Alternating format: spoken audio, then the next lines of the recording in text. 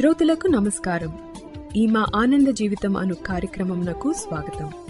ఈరోజు మనకు వాక్యం అందించువారు సహోదరుడు జోసెఫ్ నందిగాల. ఆనంద జీవితము ఫీబా శ్రోతలకు ప్రభువైన యేసు క్రీస్తు నామమున హృదయపూర్వక శుభములు తెలియచేస్తూ ఉన్నాము. మీరందరూ కూడా ప్రభు యొక్క మహాకృపను బట్టి క్షేమముగాను సంతోషముగాను ఉన్నారు అని మిమ్మల్ని బట్టి దేవుని స్తుతిస్తూ ఉన్నాము. మీ కొరకు ప్రార్థన చేస్తూ ఉన్నాము. మనము బైబిల్ గ్రంథములో కీర్తనల గ్రంథము నుండి ధన్యులు అని వ్రాయబడిన కీర్తనలను వరుసగా ధ్యానం చేస్తూ ఉన్నాము. ఇప్పటికీ దాదాపు 19 కీర్తనల భాగాల్లో ధన్యులు అని వ్రాయబడిన కీర్తనలు మనం చూసాము. ఈ శీర్షికలో ఆఖరిగా 146వ కీర్తన 5వ చరణాన్ని మనం చదువుకుందాం. 146వ కీర్తన 5వ చరణాన్ని మనం చదువుకుందాం. ఎవనికి యాకోబు దేవుడు సహాయుడగును, ఎవడు తన దేవుడైన యెహోవా మీద ఆశ పెట్టుకొనునో వాడు ధన్యుడు. మరలా చదువుతున్నాను. ఎవనికి యాకోబు దేవుడు సహాయుడగును, ఎవడు తన దేవుడైన యెహోవా మీద ఆశ పెట్టుకొనునో వాడు ధన్యుడు. చదవబడిన వాక్య భాగాన్ని దేవుడు దీవించి ఆస్వాదించినట్లుగా చిన్న మాట ప్రార్థన చేసుకుందాం. అత్యంత ప్రేమ నమ్మకం గల మా ప్రియ పరలోకపు తండ్రి, పరిశుద్ధుడైన దేవ, సృష్టికర్త, సర్వాధికారి, ఉన్నవాడా అనువాడా, మాట్లాడే దేవుడవు, చూచేటువంటి దేవుడవు, ఉన్నవాడవు అనువాడవు, యుగయుగములు జీవించువాడవు, స్తుతిస్తున్నాము, కొనియాడుతున్నాం. సర్వ సృష్టికి ఆధారభూతుడవు, స్తుతిస్తున్నాము, కొనియాడుతున్నాం. ఈ సమయంలో కీర్తనల గ్రంథము నుండి ధన్యులు అని రాయబడిన కీర్తనలను వరుసగా ధ్యానం చేయడానికి ఇస్తున్న బాధ్యతకై స్తుతిస్తున్నాము, కొనియాడుతూ ఉన్నాం. ఎవరైతే మీ ఇష్టమైన వారు, మీ బిడ్డలు వాక్యాన్ని ప్రేమించి ఈ యొక్క మాటలు వింటూ ఉన్నారో వారందరినీ కూడా మీరు దీవించి ఆస్వాదించమని వేడుకుంటూ ఉన్నాం. వారి యొక్క ఆశను, హృదయ అభిలాషను, వారి కోరికలను, వారి అవస్థలను ఎరిగిన దేవుడవు కనుక నీ యొక్క మహిమైశ్వర్యము నుండి మీ సమయంలో ప్రతి అవసరత తీర్చమని బ్రతిలాడుకుంటూ ఉన్నాం. వారిని నైనా ధన్యులుగా చేయమని వేడుకుంటూ ఉన్నాం. మీలో ఉన్నటువంటి ధన్యతను వారు అనుభవించడానికి కావలసిన మీ కృపను, మీ ప్రణాళికను వారి పట్ల నెరవేర్చమని బ్రతిలాడుకుంటూ ఉన్నాం. మరొకసారి మీ సన్నిధికి వచ్చి మీ వాక్యాన్ని చదువుకుని ఉండగా పరిశుద్ధాత్మదేవ, మీ ఆత్మచేత మమ్మలను నడిపించి మాతో మాట్లాడి నిజమైనటువంటి ధన్యత ఏమిటో అర్థం చేసుకొని అలాగున జీవించడానికి కావలసిన మీ కృప అనుగ్రహించమని బ్రతిలాడుకుంటూ ఉన్నాం. వాక్యం వింటున్న వారిలో ఎవరైనా అనారోగ్య పరిస్థితుల్లో, ఆయా ఇబ్బందుల్లో ఉంటే వారిని జ్ఞాపం చేసుకున్నామని వేడుకుంటూ ఉన్నాం. మా తండ్రి, ప్రతి ప్రశ్నకు జవాబు మీరే, ప్రతి సమస్యకు పరిష్కారం మీరే. మేము మా గురించి ఆలోచించిన దానికంటే మీరు మా గురించి ఎక్కువగా ఆలోచించేటువంటి గొప్ప దేవుడవు కనుక మీ అందు విశ్వాసం ఉంచి ధైర్యంతో ముందుకు సాగిపోవడానికి మీ కృప అనుగ్రహించమని, కొద్ది సమయాన్ని మేలుకరంగా చేయమని ప్రభువైన యేసు క్రీస్తు నామమున స్తుతించి ప్రార్థించి వేడుకుంటున్నాము తండ్రి. ఆమెన్.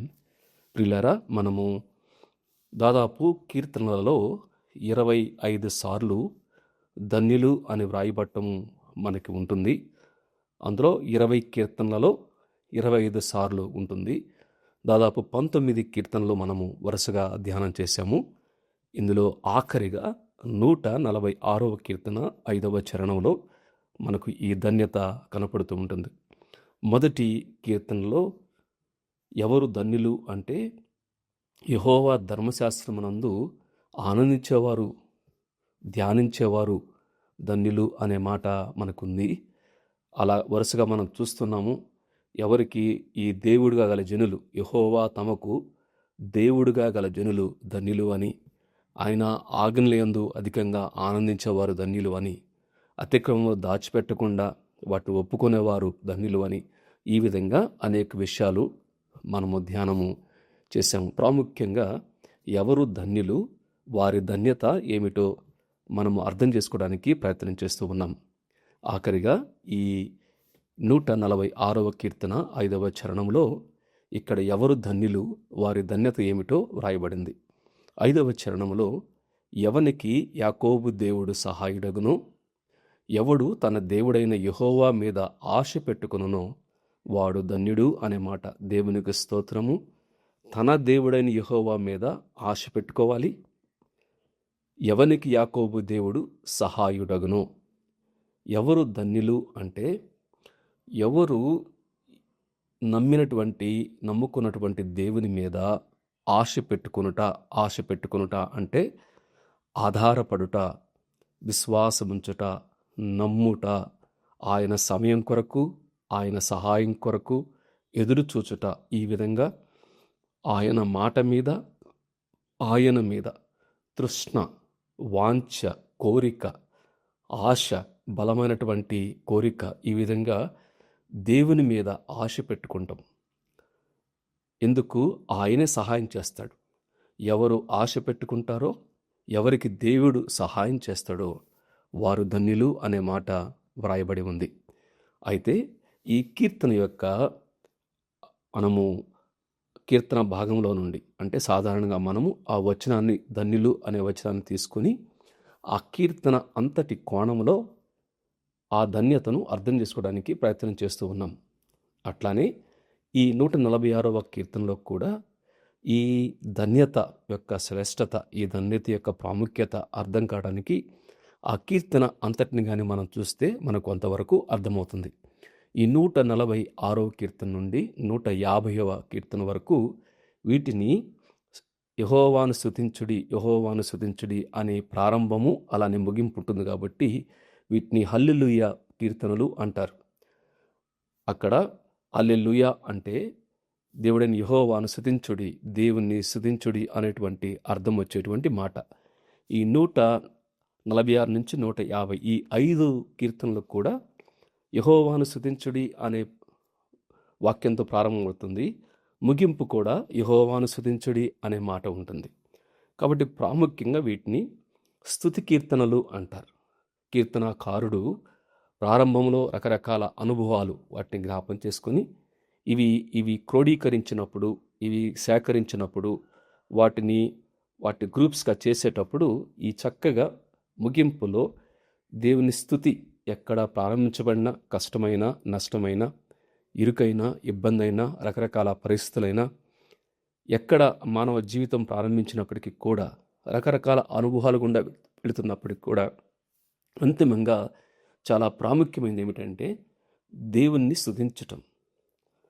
అది ప్రారంభంలోనూ, అలానే జీవిత ప్రారంభము ప్రభు యొక్క స్తుతి, జీవిత అంతంలో కూడా మన జీవితము ప్రభువుని స్తుతించే విధంగా ఉండాలి అనే భావన ఈ కీర్తనల యొక్క ప్రారంభ ముగింపుల నుంచి మనకు అర్థమవుతుంది.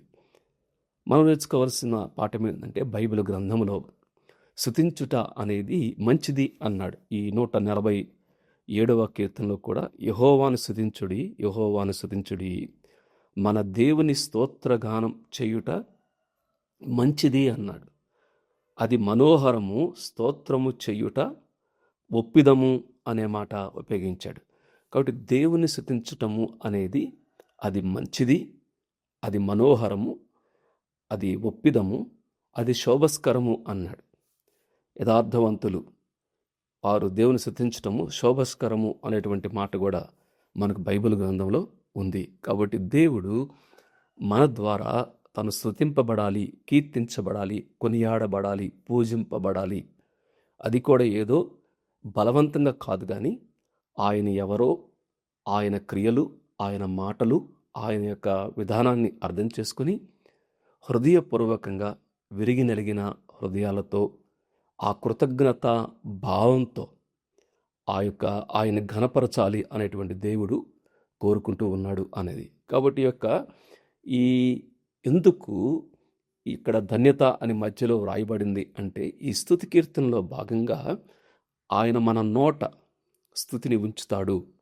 మన నోటను, మన హృదయాల్లో కృతజ్ఞత భావం, మన నోట స్తుతి అనే దాన్ని ఉంచేవాడు దేవుడే. నిన్ను స్తుతించుటకు నీవే కారణభూతుడవు అన్నాడు. అంటే దేవుణ్ణి స్తుతించడానికి నా భక్తి, నా నీతి, మా మంచితనము, నేనేదో దాన ధర్మాలు ఇది కాదు, కానీ ఆయనే కారణం. ఆయన ఏమై ఉన్నాడు, ఆయన నా జీవితం పట్ల ఏమి చేశాడు అనేది, అదే ఆయన స్తుతించడానికి కారణము అని మనకు ముందు కీర్తనలో, అలానే ఇర్మియా గ్రంథాల్లో కూడా నేను నిన్ను స్తుతించుటకు నీవే కారణభూతుడవు అనే మాట వ్రాయబడింది. కాబట్టి ఈ సమయంలో కీర్తనాకారుని యొక్క స్తుతి అనేది ముందు యెహోవాను స్తుతించుడి అనే మాట అందరికీ చెప్పినట్టుగా ఉంటుంది. అదే సమయంలో ఏమన్నాడు? నా ప్రాణమా యెహోవాను స్తుతింపుము. తన ప్రాణంతో, అక్కడ ప్రాణము అంటున్నప్పుడు జీవితం, తన లైఫ్ అనేటువంటి మాట చూడండి. 2వ చరణంలో నా జీవిత కాలమంతయు నేను యెహోవాను స్తుతించదను, నేను బ్రతుకు కాలమంతయు నా దేవుని కీర్తించదము. జీవిత కాలమంతయు బ్రతుకు కాలమంతయు తన యొక్క సమర్పణ, అంటే తన జీవిత కాలం అంతా కూడా తన జీవితమే. అంటే ఏదో స్తుతి అనేది it is not just part of life, but it's a heart of life అంటాం. నా జీవితం యొక్క కేంద్రం, నా జీవితం యొక్క ప్రాముఖ్యత దేవుని స్తుతించటమే అనేటువంటి భావన నా జీవిత కాలమంతయు నా బ్రతుకు కాలమంతయు నేను దేవుని స్తుతించదును, కీర్తించదును అనే మాట ఉపయోగించాడు. తన యొక్క మాట ద్వారా కానీ తన బ్రతుకు ద్వారా కానీ ఆ కీర్తనకారుని యొక్క ఒక నిర్ణయం, ఒక సమర్పణ ఏమిటంటే, తన ఆశ ఏమిటంటే, ఈ విధంగా నేను నా జీవితకాలం అంతా కూడా దేవుని స్తుతించే విధంగా ఉండాలి అనేటువంటి మాట జ్ఞాపం చేశాడు. సాధారణంగా ఈ 5 కీర్తనలో మనకు క్రిటిసిజం కానీ, కంప్లైనింగ్ కానీ, కంపీటింగ్ కానీ, కంపేరింగ్ కానీ, లేకపోతే కంటిన్యూస్ ఒక యాంగ్జైటీ కానీ మనకు కనపడదు. అంటే విమర్శ, వేరే వారి మీద ఫిర్యాదులు చేయటం కానీ, పోటీ కానీ, పోల్చుకోవటం కానీ, లేకపోతే ఆందోళన కానీ మనకు కనపడదు. సాధారణంగా నిజంగా దేవుణ్ణి మనము హృదయపూర్వకంగా స్తుతించాలి అంటే ఈ స్థాయిని దాటి పైకి రావాలి. కేవలం ఎప్పుడు విమర్శించేటువంటి స్థాయి నుంచి, కంప్లైనింగ్ స్పిరిట్ నుంచి, ఇతరులతో పోల్చుకునేటువంటి లేదా పోటీ పడేటువంటి ఆ స్థాయి నుంచి, ఎప్పుడు ఊరికే ప్రతిదానికి చింతించేటువంటి స్థాయి నుంచి కొంత మనము ఎదిగిన కొలది ఏమవుతుందంటే, దానికి మించి మనం ప్రభువును చూస్తాము.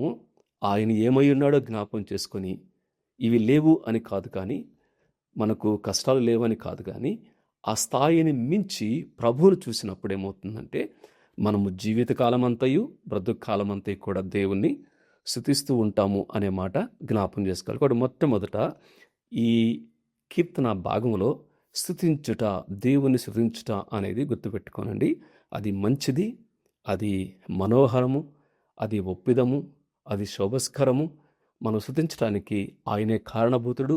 మన జీవితకాలం అంతా కూడా అటువంటి స్థాయిలో మనం ఉండటానికి ప్రయత్నం చేయాలి అని ప్రభు పేరట మనవి చేస్తున్నాను. రెండవది సహాయము అనే మాట. స్తుతి మాత్రమే కాదు, ఎవరి ద్వారా, ఈ దేవుని ద్వారా ఆయనను నమ్మి, ఆయనను ఆశ్రయించి, ఆయన మీద ఆశ పెట్టుకొని ఆయన ద్వారా సహాయం పొందడానికి ఇష్టపడతారో వారు ధన్యులు అనే మాట ఉపయోగించాడు. దేవునికి స్తోత్రం. ఇక్కడ ఎందుకు ఈ ప్రత్యేకత? దేవుని ద్వారా సహాయం పొందటము ఏమిటి ప్రత్యేకత అంటే, ఇక్కడ కాంట్రాస్ట్ అంటాం. అంటే ఈ దేవుని ద్వారా వచ్చేటువంటి సహాయానికి వేరే వారి ద్వారా, ఈ లోకంలో రాజులు, ఇతర మనుషుల ద్వారా వచ్చేటువంటి సహాయానికి కొంత తేడా ఇక్కడ చెప్పాడు. చూడండి, 3-4 చరణాల్లో మనకు వేరే సహాయం గురించి చెప్పాడు. రాజుల చేతనైనను నరుల చేతనైనను రక్షణ కలగదు, వారిని నమ్ముకొనకుడి. వారి ప్రాణము వెడలిపోవును, వారు మంటి పాలగుదురు, వారి సంకల్పములు నాడే నశించును అన్నాడు.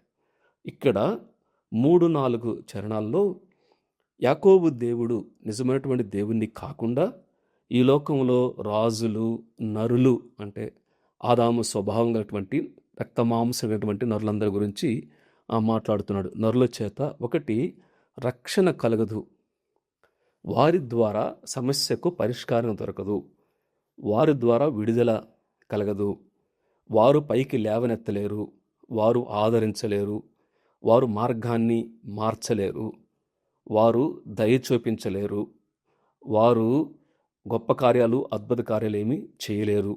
ఒకవేళ ప్రేమించినప్పటికీ కూడా ఎక్కడో ఒక స్వార్థపూరితమైనటువంటి స్వలాభాపేక్ష ప్రేమ ఉంటుంది. కాబట్టి ఒకటి వారు స్వభావరీత్యా కష్టము.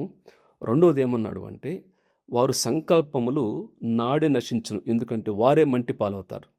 నువ్వు ఎవరి మీద ఆధారపడ్డావు, ఎవరినో నమ్మావు, ఆయన మారిపోయాడు, లేకపోతే ఆయన ఈ లోకాన్ని విడిచి వెళ్ళిపోయాడు, ఏమవుతుంది? ఒక్కసారిగా కుప్పకూలినట్టుగా లేకపోతే పరిస్థితి ఒక్కసారిగా మారిపోయినట్టుగా అనిపిస్తూ ఉంటుంది. కాబట్టి మనుషులను ఆధారం చేసుకొనకూడదు. ఇక్కడ రాజుల చేతనైనా నరుల చేతనైనా రక్షణ కలగదు, వారిని నమ్ముకొనకుడి అన్నాడు. ఇక్కడ యెహోవా మీద ఆశ పెట్టుకోవడం అంటే అర్థం ఏంటంటే దేవుణ్ణి నమ్ముకొనుట, యెహోవాను నమ్ముకొనుట అటువంటి అర్థం ఇక్కడ వస్తూ ఉంది. కాబట్టి ఎవరు ధన్యులు అంటే, ఈ లోకములో ఏదైతే నీకు రంగురంగుల ప్రపంచంలాగా నాకు వారి ద్వారా సహాయం జరుగుతుంది అని దేవునిని ప్రక్కన పెట్టి రాజులను, లేకపోతే మనకు వచ్చేటువంటి ఉద్యోగాలని చెప్పానండి, వ్యాపారాలని చెప్పానండి, లేకపోతే మన యొక్క ఆస్తి పాస్తులని చెప్పానండి, మనుషులు కానివ్వండి, అధికారులు కానివ్వండి, రకరకాల వాటి మీద ఆధారపడటం వలన ఆ సంకల్పాలు నశించిపోతాయి, వారు మంటి పాలవుతారు. కానీ అటు కాకుండా వారిని మనం సంప్రదించకూడదు, ఉద్యోగాలు చేయడం ఉద్దేశం కాదు, కానీ వాటి కంటే కూడా దేవుని మీద ఆశ పెట్టుకొని దేవుని ద్వారా సహాయం పొందడానికి ఎవరైతే ఇష్టపడతారో దేవుడు కూడా వారిని ఇష్టపడి సహాయం చేస్తాడు. అటువంటి వారు ధన్యులు అనే మాట ఉపయోగించాడు. ఏమిటి వారి ధన్యత? ఏమిటి వారి ధన్యత అంటే 2 విషయాలు చెప్పాడు. ఒకటి, ఈ దేవుడు ఏమై ఉన్నాడు అని వారికి అర్థమవుతుంది. 2, ఈ దేవుడు ఏం చేస్తాడో కూడా వారికి అర్థమవుతుంది. 1 స్తుతించుట, 2 దేవుని ద్వారా సహాయము పొంది ధన్యులుగా ఉండుట. ఏమిటి వారి యొక్క ధన్యత అంటే ఈ దేవుడు ఎవరో అర్థమవుతుంది. 3 విషయాలు చెప్పాడు అక్కడ చూడండి. 6వ చరణంలో ఆయన ఆకాశమును, భూమిని, సముద్రమును, దానిలోని సర్వమును సృజించిన వాడు, ఆయన ఎన్నడును మాట తప్పనివాడు అనే మాట.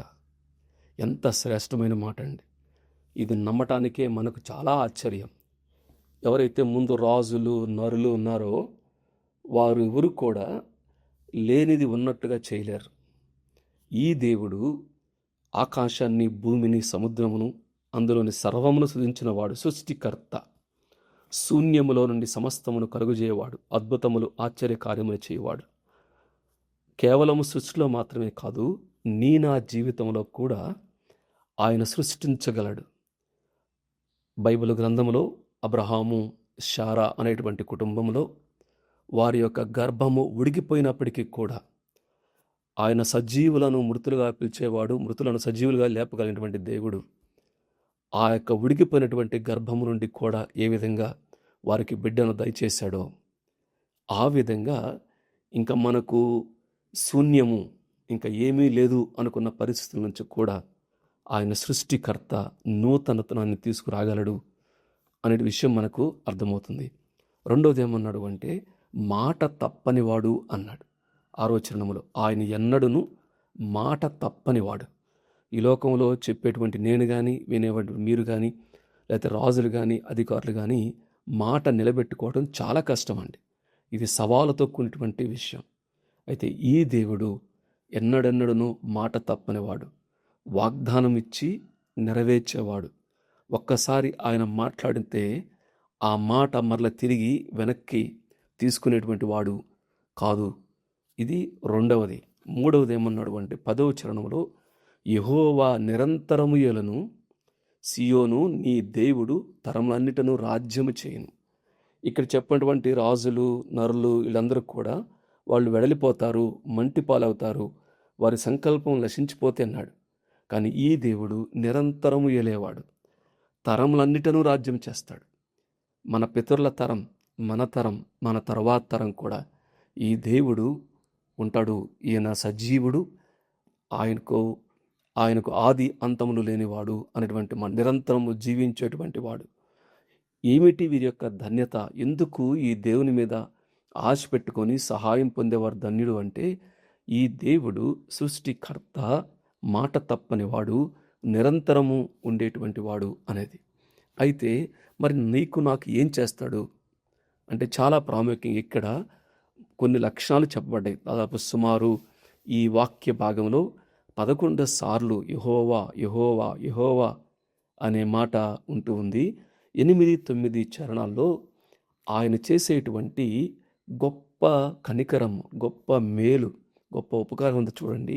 యెహోవా గ్రుడ్డివారి కన్నులు తెరవ చేయువాడు, కృంగిన వారిని లేవనెత్తువాడు, నీతిమంతులను ప్రేమించువాడు, పరదేశులను కాపాడువాడు, తండ్రి లేని వారిని విధవరాండ్రను ఆదరించువాడు, భక్తిహీనుల మార్గమును వంకర మార్గముగా చేయువాడు. దాదాపు మనకు 7 లక్షణములు, 7 లక్షణాలు మన ఇక్కడ స్పష్టంగా కనపడతాయి. ఇది మనకు గ్రుడ్డి వారి కన్నులు తెరచేయటము, అలానే తండ్రి లేని వారికి విధవరాండ్రను ఆదరించటము, పరదేశులను కాపాడటము, నీతిమంతులను ప్రేమించటం, కృంగిన వారిని లేవనెత్తటం. ఎంత శ్రేష్టమైన మాట అండి. గుడ్డివారి కనులు ఎవరు తెరుస్తారు? అది భౌతికంగా గుడ్డివారైనా, ఆత్మీయ గుడ్డివారైనా. అలానే కృంగిపోయిన వారు ఉన్నారు. సాధారణంగా నవ్వే వారి దగ్గరికి, సంతోషంగా ఉన్న వారి దగ్గరికి అనేక మంది పోతారు, కానీ కృంగిన వారిని పైకి లేవనెత్తాడు. నీతిమంతులను ఆయన ప్రేమిస్తాడు, నీతిమంతులుగా చేస్తాడు, నీతిమంతుల్ని ప్రేమిస్తాడనే మాట. పరదేశులు ఉన్నాడు, వాళ్ళకి భద్రత కష్టం. మనం ఏదైనా వేరే దేశానికి వెళ్ళినప్పుడు చాలా ఇన్సెక్యూర్డ్ ఫీలింగ్ ఉంటుంది. అక్కడ భాష, సంస్కృతి, మనుషులు, విధానం రకరకాలుగా ఉంటాయి. కాబట్టి ఆయన పరదేశులను కాపాడుతాడు. అలానే ఈ లోకంలో అవసరన్నవారు, తండ్రి లేని వారు, విధవరాండ్రు, వారికి ఎంతో ఆదరణ అవసరం. చాలామంది వారిని ఆదరించే బదులు అపార్థం చేసుకుంటారు, వారిని తక్కువగా చూడటానికి ప్రయత్నం చేస్తారు. ఆ యొక్క పరిస్థితిని తమకు అనుకూలంగా మార్చుకోవడానికి చూస్తూ ఉంటారు. కానీ ఈ దేవుడు వారిని ఆదరించేటువంటి దేవుడు అనే మాట ఉందండి. అలానే భక్తిహీనులు ఉన్నారు. ఈ లోకంలో చాలామంది భక్తిహీనులు, వారు తమ మార్గం మంచిదనుకుంటూ ఉంటారు, కానీ ఆ మార్గాన్ని వంకర మార్గంగా చేసేవాడు ఆయన అనేటువంటి మాట మనకుంది. ఈ సమయంలో ఇదే గుణలక్షణాలు మనకు యేసుక్రీస్తు ప్రభువారిలో కనపడతాయి. లూకాసు సువార్త 4వ అధ్యాయంలో యేసుక్రీస్తు ప్రభువారు కూడా తన ఈ లోకానికి వచ్చి మొట్టమొదటిసారి వాక్య భాగము ఆయనకు అందించినప్పుడు ఆయన ఈ విధంగా ఆ వాక్య భాగాన్ని చదివాడు. లూకాసు సువార్త 4వ అధ్యాయము 17, 18 వచనాల్లో 18 వచనం, ప్రభువు ఆత్మ నా మీద ఉన్నది, బేదలకు సువార్త ప్రకటించుటకై ఆయన నన్ను అభిషేకించును, చెరలోనున్న వారికి విడుదలను, గ్రుడ్డి వారికి చూపును, నలిగిన వారిని విడిపించుటకును, ప్రభు హితవత్సరం ప్రకటించుటకు ఆయన నన్ను పంపి ఉన్నాడు. యేసుక్రీస్తు ప్రభువారు ఈ లోకానికి ఎందుకు వచ్చాడు అంటే 7వ చరణంలో కూడా బాధించబడి వారికి ఆయన న్యాయం తీరుస్తాడు, ఆకలి ఉన్న వారికి ఆహారం దయచేస్తాడు, బంధింపబడ్డ వారికి విడుదల కలుగు చేస్తాడు. దాదాపు సుమారు 7, 8, 9 వచనాల్లో మనకు సుమారు 10 లక్షలు మనకు కనపడతాయి. బాధించబడినవారు, ఆకలి కొన్నవారు, బంధింపబడినవారు, గ్రుడ్డివారు, కృంగినవారు, నీతిమంతులు, తల్లిదండ్రులు లేనివారు, విధవరాండ్రు, భక్తిహీనులు, ఈ విధంగా మనకు ఇటువంటి వారందరి పట్ల కూడా ఆయన న్యాయం తీరుస్తాడు, ఆహారం దయచేస్తాడు. ఇదే లక్షణాలు యేసుక్రీస్తు ప్రభువారు కూడా ఈ లోకంలో ఉన్నప్పుడు ఎంతోమంది ఆయన భౌతికంగా గ్రుడ్డివారికి కన్నులు ఇచ్చాడు, ఆత్మీయంగా గ్రుడ్డివారిని కన్నులు కూడా ఆయన తెరిచాడు. ఎంతోమంది ఆనాడు ఉన్నటువంటి పరిస్థితుల్లో అంటవారు అనగా కుష్ఠరోగులు కానివ్వండి, స్త్రీలు కానివ్వండి, రకరకాల రోగాలతో, దయ్యాలతో, పాపాలతో పీడింపబడి ఊరికి వెలుపలుగా ఉన్నటువంటి వారితో అనేక మందిని ఆయన పైకి లేపాడు, వారిని ఆదరించాడు, వారిని ప్రేమించాడు, వారి పాపములు క్షమించి వారిని కూడా పరలోక రాజ్యములో తన బిడ్డలుగా ఆయన చేసుకున్నాడు. కాబట్టి ఈ దేవుడు ప్రియులారా, రాజుల కంటే, నరుల కంటే, అందరికంటే కూడా ఈ దేవుడు సహాయం చేసేటువంటి దేవుడు. మనుషుల యొక్క భావాలు, భావోద్రేకాలు, అవసరతలు, అక్కర్లు అరిగి ఆయన ప్రతిస్పందించేటువంటి దేవుడు, ఆయన కనికరించేటువంటి దేవుడు, ఆయన నిన్ను ప్రేమించేటువంటి దేవుడు, ఇడువని ఎడబానిటువంటి దేవుడు అండి. మనుషులు అర్థం చేసుకున్నా, అర్థం చేసుకోకపోయినా, గమనించకపోయినా, సహాయం చేసినా, సహాయం చేయకపోయినా, పట్టించుకున్నా, పట్టించుకోకపోయినా, ఇన్ని చేసినప్పటికీ కూడా ఈ దేవుడైతే ఆయన గమనించేటువంటి దేవుడు. ఆయన పైకి లేవనెత్తాడు. ఆయన ప్రేమిస్తాడు. ఆయన విడుదల కలుగజేస్తాడు. బంధింపబడిన వారు అన్నాడు. ఏ బంధకాలు? ఈ లోక సంబంధమైనటువంటి బంధకాలు కానీ, పాపపు బంధకాలు కానీ, అలవాటు ఆచార బంధకాలు కానీ కూరుకుపోయి వాటి నుంచి బయటకు రాలేకపోతే ఈ దేవుణ్ణి ఆశ్రయిస్తే ఆయన దాని నుంచి బయటకు తీసుకువస్తాడు. కాబట్టి ఈ విషయాల్లో ఎవరైతే ఆయన మీద ఆశ పెట్టుకొని ఆయన ద్వారా సహాయం పొందుతారో వారు ధన్యులు అనే మాట ఉపయోగించాడు. ఈ సమయంలో యేసుక్రీస్తు ప్రభువారు నా బలహీనతలను ఆయన మోయటానికి, ఆ గుడ్డితనం నుంచి, కృంగుదల నుంచి, అవినీతి నుంచి బయటకు తీసుకురావడానికి ఆయన నీ కొరకు నా కొరకు తన ప్రాణాన్నే ఇచ్చాడు. ఈ సమయంలో ఆయన కానీ అంగీకరిస్తే, ఆయన్ని నమ్మితే, రాజులను నరులను కాదు, జీవముగల దేవుడు సృష్టికర్త, మాట తప్పని వాడు, నిరంతరము జీవించేటువంటి, ఆయన సమాధి చేయబడి తిరిగి లేచి సజీవుడిగా ఉన్నటువంటి యేసుక్రీస్తు ప్రభువారు కానీ నమ్మితే ఆయనకి గొప్ప కార్యాలు నీ పట్ల చేస్తాడు. ప్రభు నమ్మని వారు నమ్మాలి. నమ్ముకున్న వారు ఈ 3 విషయాలు, ఆయన్ని స్తుతించటము, ఆయన నమ్మి ఆయన ద్వారా సహాయము పొందటము, తద్వారా ధన్యులుగా చేయబడి ప్రతి పరిస్థితుల్లో కూడా ఆయన యొక్క ఎవరో ఆయన ద్వారా ప్రతి పరిస్థితిలో కూడా సహాయాన్ని పొందుతూ నిజమైనటువంటి ఆనందం, నిజమైన సంతోషం ద్వారా జీవితం ముందుకు సాగటానికి ఈ యొక్క ధన్యుల యొక్క కీర్తనలన్నింటిలో కూడా అనేక విషయాలు మనం నేర్చుకున్నాం. కాబట్టి ముగింపులో చక్కని ముగింపు. ఇవన్నీ నేర్చుకున్న తర్వాత ఎవరు తన దేవుడని యెహోవా మీద ఆశ పెట్టుకున్నో, ఎవరికి యాకోబు దేవుడు సహాయుడగునో వారు ధన్యులు అన్నట్టుగా అటువంటి ధన్యత మనం స్వతంత్రించుకోవడానికి, ఆ ప్రకారంగా జీవించడానికి పరిశుద్ధాత్మ దేవుడు సహాయం చేయనుగాక. దేవుడి వాక్య భాగాన్ని దీవించి ఆస్వాదించునుగాక. ఈ కార్యక్రమమును గూర్చి మీ సలహాలు మరియు మీ ప్రార్థనా అవసరతల కొరకు మమ్మను సంప్రదించవలసిన మా ఫోన్ నంబర్ 9480585039 మరియు ఈమెయిల్ ఐడి info@fibaonline.org. మా ఫోన్ నంబర్ మరొకసారి 9480585039. Email ID info@fibaonline.org.